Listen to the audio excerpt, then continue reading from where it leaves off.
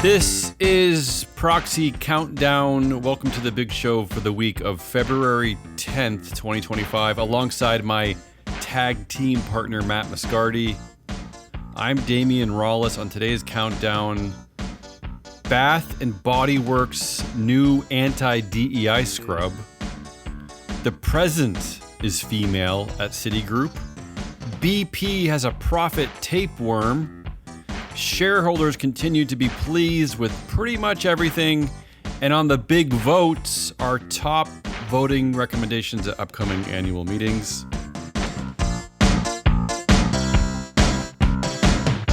Let's start with our TradeWire, our top stories.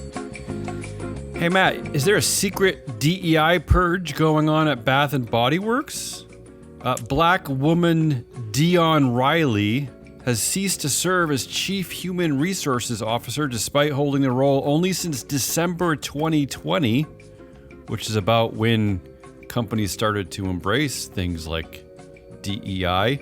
The troubling part is that she's left the company, and according to the filing, the company will initiate a search to identify the company's next Chief Human Resources Officer. So there's clearly no plan. They just let her go. They just let the black woman running human resources officer go.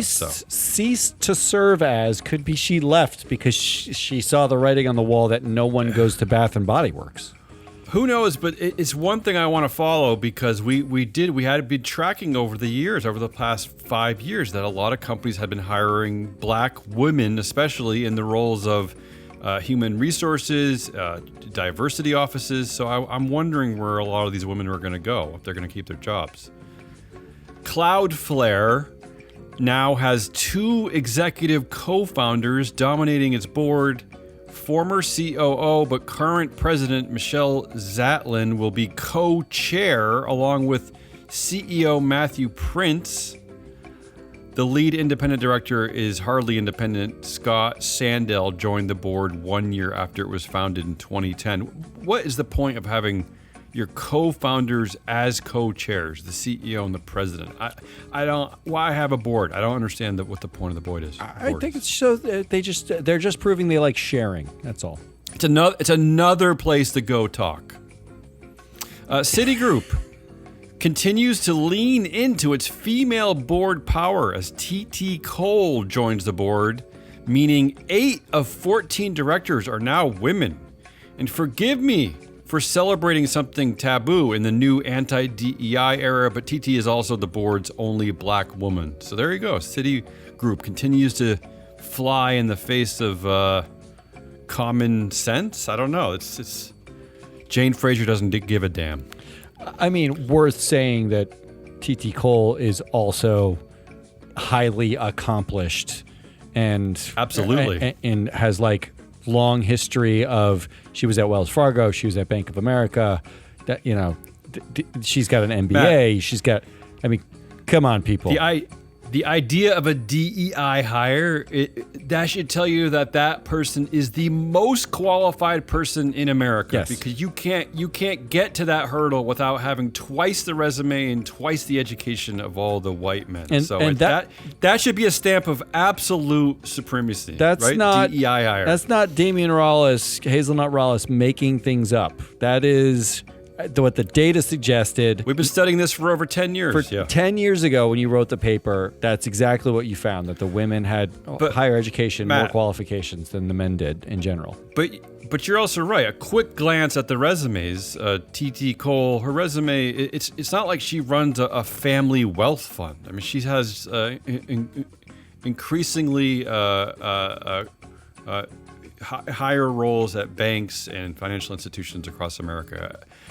Robin Washington is leaving Jackie Housel all alone at the boys club now known as the Vertiv Holdings board. There'll only be one woman on that board. Robin is the new COO and CFO at Salesforce. I don't understand that one. Robin has been on the Salesforce board since 2013 and was lead independent director since 2022, which basically proves the fallacy that you can remain independent after serving on a board so long. Matt, she's been on that board so long that they just hired her as an executive. Yeah. They're just like, just stay, just do it. Along with her new dual role, Salesforce is giving her a hat full of $8.5 million in cash. Manhattan Associates gets to keep its monogrammed CEO hand towels as Eric Clark will succeed Eddie Capel as CEO. Oof. The new CEO will join the board with $3 million in cash and $8 million in stock, and as a Class 2 director, meaning that shareholders won't be able to vote for his first board election until 2027. You get some time to settle in, relocate. Yeah. And finally, Skyworks Solutions' new CEO, Philip Brace, who is replacing Liam Griffin, will be welcomed with $30 million in performance shares and $300,000 for relocation expenses. The relocation expenses alone represent a CEO pay ratio of 9-1, while the Golden Hello bonus of $30 million is 924 times greater than the median workers' compensation. Let the power trip begin, right? I mean, Philip's in charge. Look, kudos where kudos are due. Every week you come up with a new ratio or metric that I love. The relocation pay ratio might be the next best way to measure insanity of the CEO pay ratio. When the CEO's relocation expenses are worth 9 full employees, that's a problem. I would say that's a problem. It's a problem. Let's move over to our proxy cage matches. The big news is out of BP. Activist investor Elliott Investment Management has built a quote-unquote significant but undisclosed stake in oil major BP. Elliott is expected to demand sweeping changes to BP, which could include ousting the chair, Helge Lund, along with a completely revamped boardroom. The changes are expected to include a further watering down of BP's climate commitment. CEO Murray Auchincloss said the company had already begun pursuing new fossil fuel projects and would restructure its low-carbon business. All of this due to an overreactionary and short-term worship of profits, which have dipped from a gigantic 14 billion pounds in 2023 to an enormous 9 billion pounds last year. Yeah, I don't think Elliott has a strong track record of going into a company and say, you know what, let's beef up the carbon commitments to save the planet. They don't do that a lot. Yeah. Used auto parts company LKQ is near a settlement deal with activist investor Ancora that would give the hedge fund seats on the company's board. And finally, U.S. activist fund Dalton Investments is calling for the resignation of longtime director Hisashi Hieda at Japan's Fuji Media Holdings. This is the latest response to a sex misconduct scandal involving a former host at Fuji Television Network. So Hieda is 85 years old and has served on the board since 1983. But why stop there? Matt, there's only one woman on this board. It's like a board of like 20 directors. So why not also get rid of the former chair and former CEO, Masaki Miyauchi, who has 20% of board influence and has served since 2001, for starters? I mean, and how about that it takes a U.S. activist fund to go all the way to Japan to break up the boys network that is that board? I can't get over unpacking some of these things. First of all, how we're targeting somebody, we wait for them to get to be such an outlier that they've been on the board for almost 50 years before we look up and say, well, maybe that's not right. But second of all, firing somebody as an activist, demanding a resignation for a sex misconduct scandal that, by the standards of this country today in the U.S., is positively quaint. considering who we're appointing in like government positions and what the meritocracy actually looks like. I mean, Vince McMahon, it took multiple lawsuits for anyone to even care that he was the CEO or not, and he still managed to exit out with a golden parachute, and no one, took an activist stake. The whole thing is very interesting and or cute when you look at it. I think you're calling this too woke. I think that's what I said, yeah. Let's move over to our vote results table. Here are the highlights from 10 large cap annual meetings over the past 2 weeks. I'll try to go quickly here because it's basically really boring. Hormel Foods, all directors, everything, at least 94% support. Walgreens, Matt. Only 5% of voters wanted to punish the man responsible for basically all of Walgreens' troubles. That's Stefano Pessina, which is actually less than the support for a shareholder proposal asking for a report on cigarette waste. All right, stop there. What is Nobody wants to blame Pessina. Yeah. Investors, what is more impactful, voting against Stefano Pessina or voting for a report on cigarette waste? You want to change? You know what happens if you get rid of Stefano Pessina? You can probably get rid of cigarette waste from the guy who's creating the cigarette waste, right? I don't understand the voting patterns. You think it would at least here. be equal. You think it would at least be equal, I don't understand the voting patterns here. If you have a problem with the way Walgreens is performed, such that we're getting rid of the CEO and there's the stock has several been down times persistently over the last few years, yeah. If this is a problem, then why do we not vote against the person who's responsible for the problem? Becton Dickinson. The big highlight there is that Carrie Byington, 99.5% of shareholders support Carrie. Rockwell Automation, all four director. Oh, this is the only company where anything seemed to happen. Rockwell Automation, all four directors up for vote, and the say on pay about 15% no. That's it. This is the big protest. Rockwell Automation. At Jacobs Solutions, there were four directors over 99% support, but the whole board got well over 90%. At Moog, yeah. Nothing. It's shareholders are really happy. Emerson Electric, all the directors received 98% support, except the nominating committee chair Joshua Bolton, who is also the CEO of the Business Roundtable. 15% of voters voted against them. I don't even really know why. I don't know. Maybe they hate the Business Roundtable. At Atmos Energy, the highlight there is that Talisa Tolliver got 99.5% support. At Tyson Foods, a shareholder proposal to disaggregate shareholder voting results got 13% support. It's a kind of a strange shareholder proposal. And in the Battle of the Tysons, Barbara barely beats brother John. She had 94.3% support. John got 93.7% support. And how about the fact that they have no vote on say on pay? Well, only once every 3 years. Look, I don't even care about that so much as if you are the one investor that voted for Barbara and against John, please call us. We'd like to get your take on why. Well, yeah, someone's doing their work, right? I mean, someone's doing something, yeah. Something to do something. And finally, at Franklin Resources, all directors at least 96% support. So overall, you can see at these 10 large cap companies, Matt, shareholders don't care, or at least they're not really doing any research. So there you go. That's it. Let's move over to the big vote picks.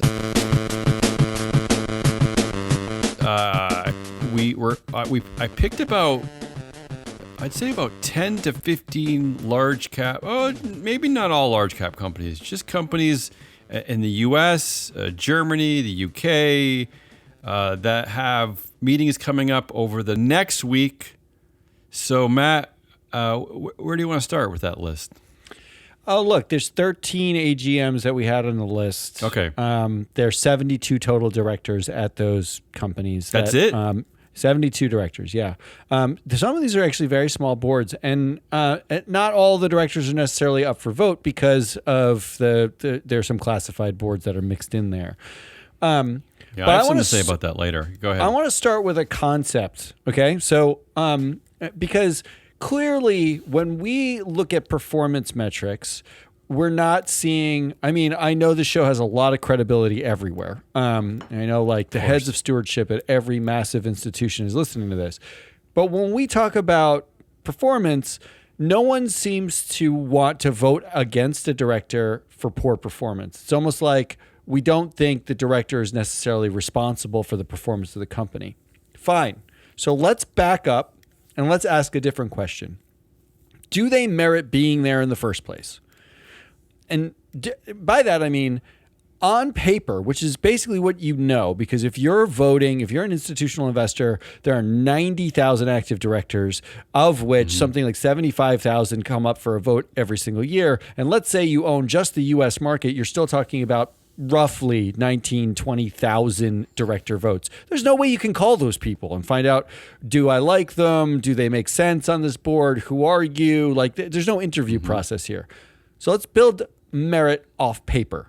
And that is to say, we chose 5 sort of categories of reasons why directors might be on a board. And we're going to call merit having 3 of the 5 as your, 3 reasons to be on the board out of 5. Okay. So if you have 3 out of 5, that's what we're calling merit. We're just going to flag it as merit. You probably merit a board slot. It would be, let's say it this way. It would be really hard to argue against putting that person on the board because they have 3 of the 5. The 5 areas that that I'm going to talk about are really basic. Knowledge. Do you have advanced knowledge of the industry and its issues, right? Seems important, yep. Leadership. Like everybody on their skills matrix loves Not sure I care, but point okay. out, like, I've been a leader at big organizations before. They Everybody. like to say that. That's right? everybody. Everyone's got it, but let's put it in there. So that should be easy enough for everyone to get. Economic interest. If you're on the board because you're a large shareholder, a founder, a family member, maybe an activist puts you there, you have an economic interest in the company's performance. Skin in the game. You got skin in the game. That's a reason to be on the board. That's an obvious reason to be on the board. Performance. Do you have any track record of outperforming? Suffice it to say that we don't think anyone's hiring directors for past performance, but it would be a reason if somebody is killer, somebody's great. We're going to talk about a company today that had Charlie Munger on its board, and the reason why Charlie Munger was on its board perpetually is because he made a lot of money. That's Matt. Yeah, we had a potential client once, or maybe they were a client. I don't remember.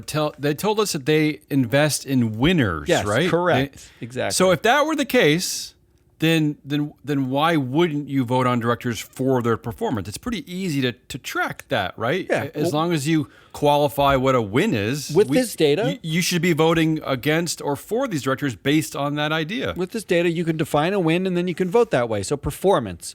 And then finally, for network power. And by that, I mean, these are powerful people who sit on big boards. They know lots of people. It's a who you know game, right? Like they're connected to one another. They know other powerful people. Maybe they know Tim Cook. I mean, there's a reason why you see a lot of politicians globally end up on boards because they have access to power or regulators or other things that are valuable. So let's call that network power. So that's your 5 things, right? Knowledge, leadership, economic interest, performance, and network power. Any one of those things could be a reason to put someone on the board. But if you have 3 of those things, it would be really hard to say you don't belong on a board. Okay. So is that based on the fact that most directors don't have to did you run the data on that? I ran the data on that. So all of this is built off of data. When I say knowledge, we actually can look at where directors went to school, what they got degrees in, what roles they had in their career. We can determine sort of algorithmically at least some base level of knowledge and does it match the industry. When I say leadership, I can talk about, were they CEOs? Do they have experience on multiple boards? Are they big boards? There's data we can use. Economic interest, performance, network power. Network power is all connections, right? Like, so we can actually have data around this. When I looked at all the data, what you end up finding is that there are a lot of board members who do have merit on paper having a board position. There's merit there, right? There's a reason for them to be there. And it wouldn't be like surprising. I would hope so. Right? Yeah. But not the majority. Okay. We are talking about something like, I think overall the number was, and this is a global number of all directors in the last 7 years. So not just active directors. It was something like 27% of directors had merit. Had 3 out of 5. At least 3 out of 5. 3 out of 5. Okay. The number who had 0 out of 5 was the interesting number, because there's more than 10% of directors that have 0. As in, Of course, yeah. no good Go ahead. no good reason on paper to vote for them. Of course, there might be times where the board is looking for a new director, and the one thing they really need, they've identified the need, and the need is network power, right? So, which would be great to list in the proxy statement, right? We really needed a board member with network power. You can see that our other directors don't have this, so we know they don't have 3 out of 5 of these. They don't hit 3 out of 5 of these typical measures for merit. But we're gonna focus solely on network power, and that's why we're selecting this director, right? That would be good information to have. That'd be great information to have. That would be perfect information. It would actually be significantly useful to an investor, so that you can make an informed decision about, oh, well, now I know the reasons why the nominating committee, because this is their job. The nominating committee's job is this. Why they're chosen. Like we know they're a Nepo baby. We know they didn't really study anything significant at school, but they know this. They know this person. They know these people, and that's why we want to appoint them. So here's something that should terrify you when you're talking about this week's votes, because we're just talking about votes coming up in the next 5 to 7 days, right? In this week's votes, 15 directors actively on the boards now out of the 72 have 0 merit, as in they were not flagged for any one of these things. They were 15 not out of 72. Okay. They were not CEOs. They were not on multiple boards. They don't have an economic interest. They perform below average for both TSR and earnings. Yeah. They don't have any network connections. And they actually have never worked in this industry in any direct capacity. Right. Yeah. Wow. Yeah. Well, I will say this. A caveat there is that a lot of the boards up for election this week are classified boards. So it's possible that some of the other directors not up for election are actually good. Maybe these are the ones that suck. That's what I'm saying. It is possible. But only on the flip side, only 25% of these directors actually merit board slots. So we're talking 25% have 3 out of 5 categories met. Is that what you're saying? That's what I'm saying, right. Okay. So what I'm saying, overall, 21% of directors have no merit, and 25% have merit. Okay. Based on having 3 of the 5 of these, right?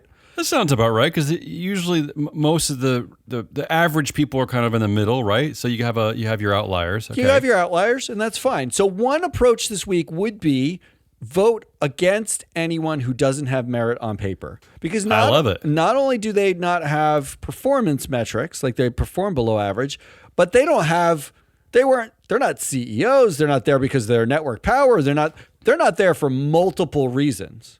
Why are they there?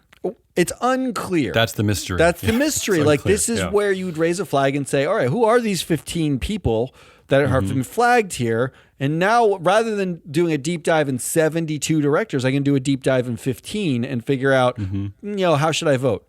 But what I did instead was actually, I could give you just a list of 15. They actually span multiple companies here. Daily Journal Corporation, IES Holdings, Powell Industries, Raymond James Financial, TFS Financial, Marine Max. Okay? Because the companies that we're talking about this week are mostly small cap companies, but mid small cap companies. I'm going to give you a few highlights because we're just going to do top picks. Go ahead. I'm going to start number 1 with a team that desperately needs knowledge.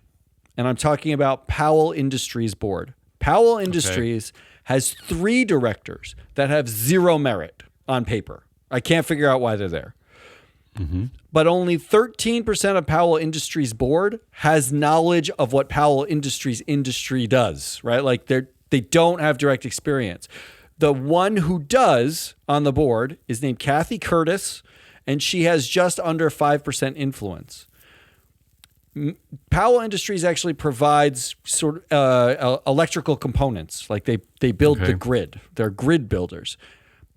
I cannot for the life of me figure out how Christopher Cragg, who is flagged as having zero merit overall when you tag all of these things, has 16 years of tenure at Powell Industries. He's an ex-oil executive overseeing electrical components company.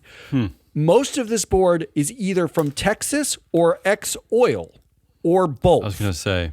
Yeah. Is this a southern company? Is it headquartered in Texas? I believe it is. Yeah. Okay. So that might be part of the reason. But even one of the people who isn't from Texas, James McGill, he went to Miami University in Ohio. So did the CEO, Cope. The CEO and chair went to Miami University. So there are connections between these people that are confounding, given that they actually aren't experts in what they're supposed to be doing, but they all ended up on this board, which should absolutely be a red flag if you're an investor, because it means the people on this board were not put there based on, oh, they're going to add strategic value. They have a great view of our industry over the last, next 7 years. They're not based on, oh, well, this person has access to capital because of all the friends they have. It's not based on everywhere they go, they outperform. It is based very clearly on, we all worked in the same kind of places. We all kind of know each other. We might have gone to college together. So let's get together on a board. That is very much on paper what it looks like. And it's no surprise because Powell Industries is headquartered in Houston, Texas, and Texas, of course, is the land of oil. So it doesn't surprise me that these are the directors that end up on this board. And the problem, of course, is that shareholders don't do their due diligence. They don't actually kind of look into who should and shouldn't be on the board. Well, the data here is pretty clear, which means as a starting point from highlight number 1, and then I'll let you give me one of yours. There's an easy no vote on Christopher Cragg. Vote no on Cragg. He doesn't fit. He's got 16 years of tenure. Move on. Yeah, and let me highlight something else because this is something I'm looking into this year. That on top of voting no on Cragg, if you're looking at the Powell Industries board, you highlighted Kathy Curtis, who was there for a reason, and she doesn't have enough influence. You said just under 5% influence. When you're talking to investor relations as a shareholder, especially if you're an institutional shareholder and you have those conversations, ask for Kathy Curtis to be promoted to leadership positions on the board. I haven't looked at the board. Maybe she should be chair. Maybe she should be lead director. But at a minimum, she should be chairing a key committee. So there you go. I co-sign that. Yeah. Okay. I'll tell you one of my recommendations. My methodology is not nearly as expert as yours, but here we go. Hillenbrand.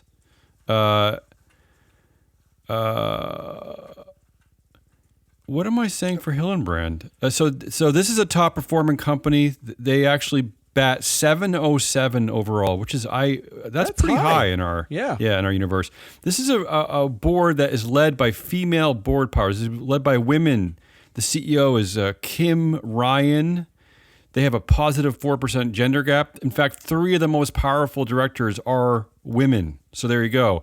However, this is why I picked Hillenbrand. Hillenbrand is one of the classified boards up for election this year, and I'm sick of it. I'm sick of classified boards.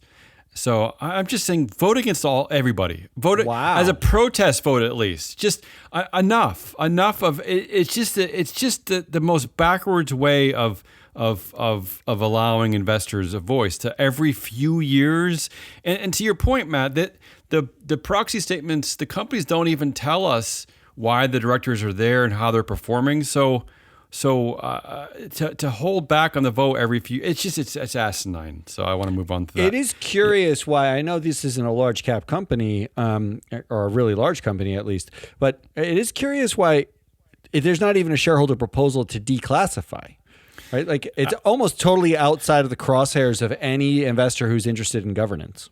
Yeah. And I think maybe some of those shareholder proposals don't end up on these smaller cap boards. This is a $2 billion market cap, so it's not that small. But I hate to pick on Hillenbrand because they are performing well. And again, they are led by three powerful women. But again, I'm just sick of classified boards. So if you need a reason to vote no, there's a reason: classified boards. So what else you got, Matt? What's another recommendation you have?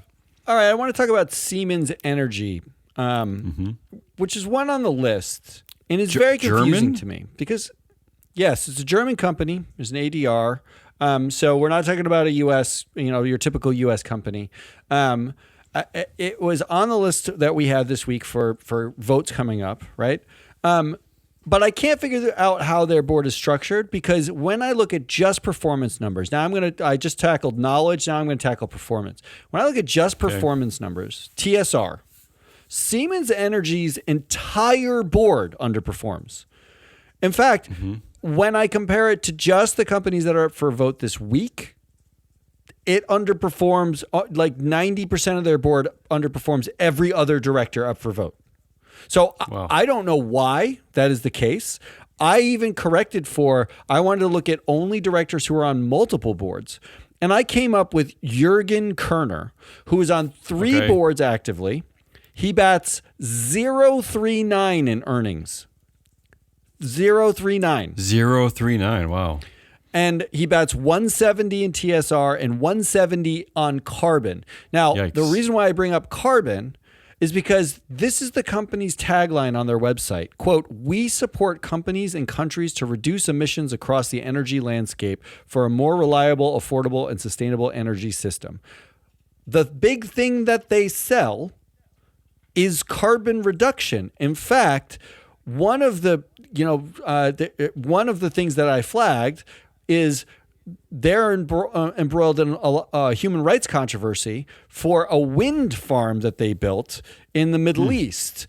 This is a board that underperforms on everything, including the thing that's supposed to be core to what they do, which is carbon someone should pay for this. Intensity. At least one director. Yeah, at least one director should pay for this.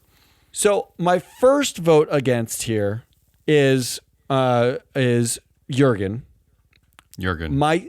My second my sort of sub pick here is, given the fact that they have a human rights controversy that you could argue is core to what they do, you would be justified in voting against the entire Siemens Energy board. I like it.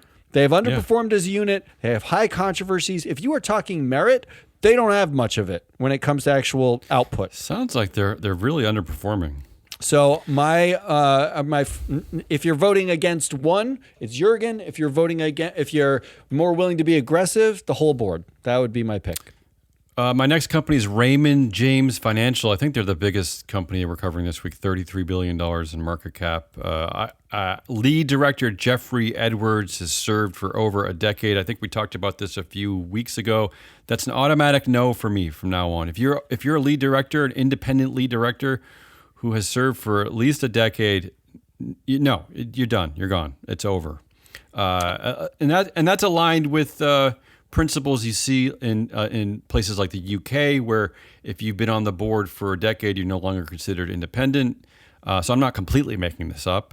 And I'll just say that what this does is it should take care of another problem I have with this board, which is it has a minus 12% gender gap, which means that the women on the board don't have sufficient power. So what this does is it allows you to promote a woman who's already on your board, Marlene Debel, to board chair. So this is another one of these companies where the CEO and the chair, Paul Riley, he has dual roles for some reason. We don't need dual roles. No CEO should be the chair.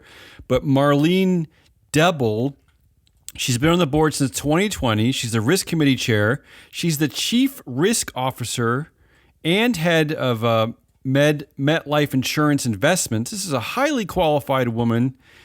She should be chair of Raymond James Financial. I'm saying it right now.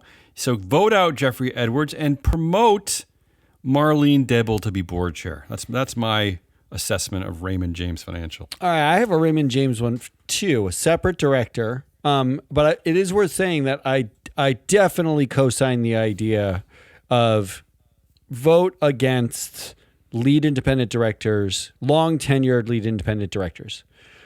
Yeah, and split the roles of CEO and chair. Yeah. That they exist is insane. I mean, you have a lot of power as a investor. I'm looking at our database right now, just active board members in our database. Do you want to know the longest tenured lead independent director in our database? Sure. Not on these companies, just overall. Go ahead. The longest tenured lead independent director has been lead independent director since 1993. Wow. So that's basically an executive at this point. I mean, I would say at nearly 40 years, you probably lose your independence, don't you? Yeah. I mean, well, look, maybe that's why I brought up the case with the woman Robin Washington at Salesforce. She was lead director at Salesforce. She'd been there so long, over a decade, that they were just like, hey, why don't you just stay and keep working and maybe work a little longer and become one of our executives?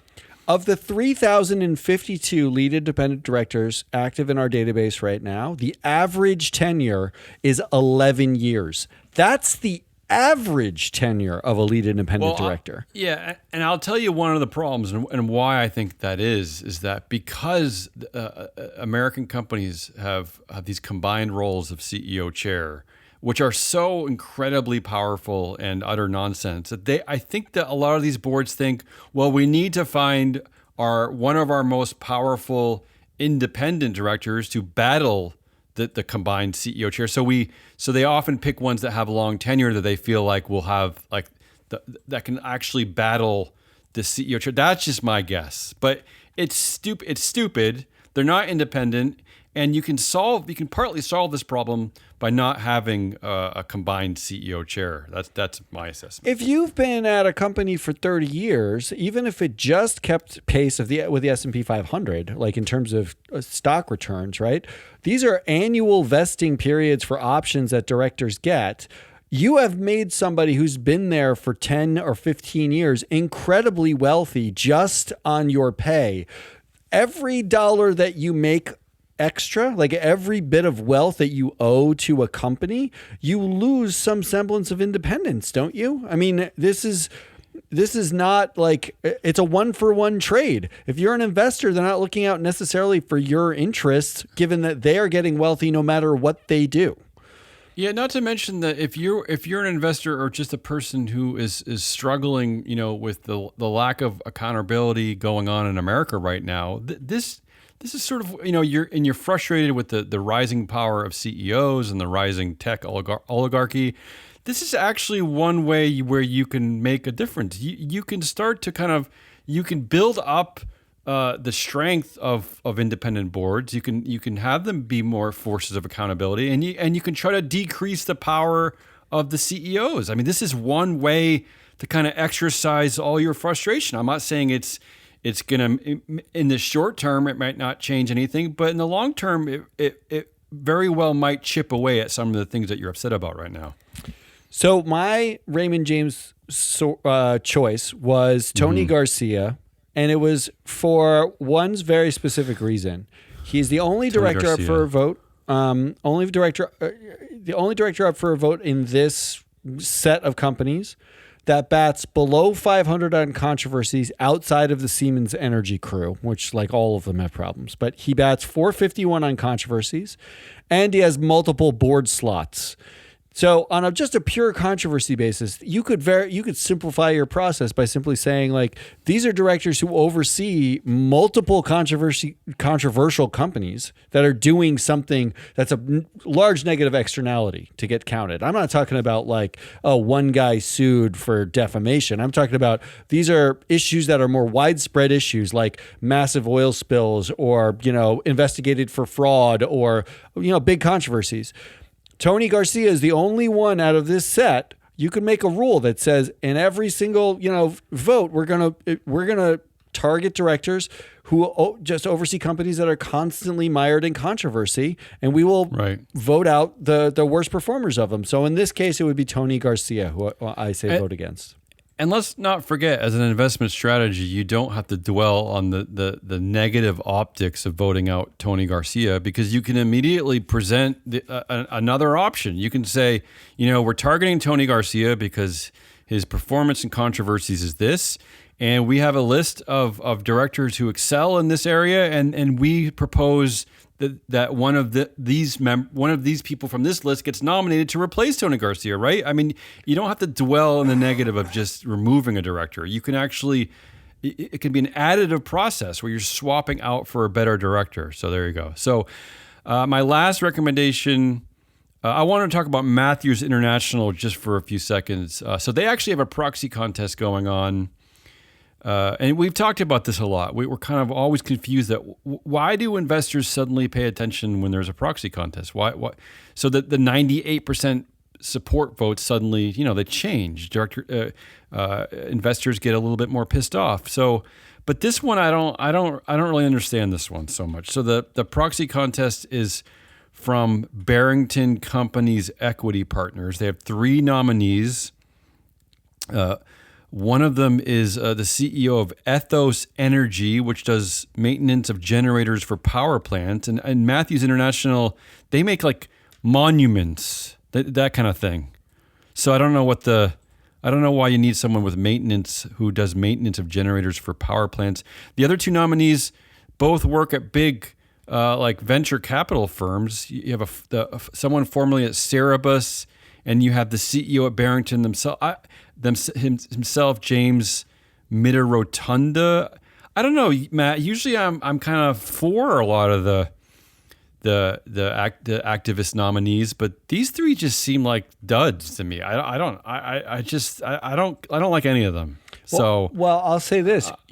Your view is in direct opposition to ISS, Glass Lewis, and Egan-Jones. The proxy advisors unanimously are backing Matthews, the activist slate against Matthews. Why? This is the thing. Did they say why? Because of underperformance, right? Company underperformance. But this is the. I actually looked at the company. It's not there. I wouldn't say their underperformance is so drastic, but yeah, sure, go ahead. I mean, they're talking about improved oversight and accountability, and they're talking about like there's ongoing management issues, and but then why not someone at least with industry expertise? Well, why not the vote last year voting out the people that underperformed, right? Like all of the recommendations last year were for all of the Matthews directors, and the recommendations this year are against when there's an activist involved. To your point about why does it take activists, which is clearly what's happening here. And the irony is, you're absolutely right by the data. When I look at Matthews' board in terms of merit, 20% of the board was flagged as having merit. 40% of the board has direct knowledge of what Matthews International does. 50% have leadership experience, and 100% have network experience. In fact, 20% of them outperform their peers. So why are we targeting a company that actually was not the worst even in this 2-week period when there are so many other companies that underperform, and we could name them? Yeah, that's why I don't understand either. So it's like any kind of activist campaign just gets ISS and Glass Lewis happy, but they're not really following through. They're not really like kind of putting the puzzle together. They're just kind of going with the prevailing winds. I will say this: if Matthews International is a company that you want to target for a board overhaul, like ISS and Glass Lewis, I'm looking at you. Then why wouldn't you, to your point, why aren't you voting against the chair who's been there since 2009, Alvaro Garcia Tunon? Or how about the CEO? Why don't you target a succession plan for the CEO, Joseph Bartolacci, who's been there since 2006? I mean, how have you not been mad at these two who've both been there for almost 20 years now? I really don't understand it. Well, so I don't have any take on Matthews, but then your vote recommendation would be against either chair or CEO or both if you're unhappy. Both. Right? Both. Well, if that's what you want to do, but don't just accept Barrington's nominees, which I really don't understand why they're additive to what they actually do at Matthews International. I just don't understand. All right, let me finish this out with one more. Go ahead. It's more a confusion than it is. Okay. So I dove into Daily Journal Corp because they were one of the companies where 0% of the directors were flagged as having merit, and I could not figure out really why. Why would 0% of them? And when I looked at the data, first of all, there's only 4 directors on this board. It's not a classified board. There's just 4 of them. And I thought you had to have 5. Okay. It seems very odd to me, like that this exists. Maybe they are grandfathered in because they've been public for 50 years or whatever. But what I realized is they did have 5. The 5th was Charlie Munger. Oh, there you go. Charlie Munger joined the board in 1977, and he effectively used the company as a mini Berkshire Hathaway. The company operates small local papers. And when I say small, I mean like the San Francisco Daily and the Journal of Sacramento and the tiny, not even the biggest newspapers in those cities. No. This is like the 3rd tier newspapers in some of these cities. And what they actually made most of their money on, right now their revenue is split 50-50 between advertisers and subscriptions. The subscription numbers are roughly on par with the number of listeners to this podcast, right? Like we're talking about very small numbers of people. Yeah. But what they made a lot of money on the past on was putting out legally required public notices for things like, public forum or a bankruptcy hearing or an auction or a title change or legal proceedings or something like that. Munger used the free cash flow of the company while he was on the board to buy stocks. Those stocks included positions in like Alibaba, like unrelated to this company, right? Yeah. He would buy. What it feels a little like is if Berkshire was buying, something over there, and Munger really liked it, he might bring the same investment, opportunity over to the Daily Journal Corp, where he was on the board. One of his piggy banks or something. Whatever it is. Currently, the value of the company is around $400 million, so it's a tiny company by market cap. But $370 million of that is just the securities that Munger bought over years. Okay. The actual valuation of the company is around $20 million when you get rid of those marketable securities. Sure. It's worth virtually nothing. And the board, actually none of them should really be there. The people on the board include a woman named Mary Conlin. She was ex-marketing at Pixar. She was at distribution at Warner Brothers. I'm not sure why she's at the Daily Journal Corp. Media, I guess. Media adjacent-ish, sure. John Frank, who's a venture capitalist at Oak Tree Capital, he was an ex-partner at Munger, Tolis, and Olson. Okay, there you go. He was a direct Munger person. The CEO, Stephen Myhill-Jones, he was a tech guy from Canada. And when I say tech guy from Canada, most people think, like the Zuckerberg of Canada. BlackBerry. He started a company that did geography stuff in 1999 when he was 23, right? Like, so we're talking about pre.com bust tech guy. Got it. And then finally, Rasul Rayani, who just joined, who's the president of Heart Pharmacy Group, and he's Canadian. There actually isn't a Munger connection. There's a Canada connection with the CEO. Yeah. He might be the first evidence of something moving away from Munger and towards something else. A pharmacy group? Except that he heads a pharmacy group. Yeah, I don't understand. 0 director's track here for doing it. Not only do they not know much about doing physically printed paper publications, which is the majority of their business, but they don't know anything about buying or selling marketable securities, which is exactly what they are valued at. I had a question of, first of all, who's voting yes on any of these directors? So I think you vote Stay tuned for their next show. Yeah, all of them.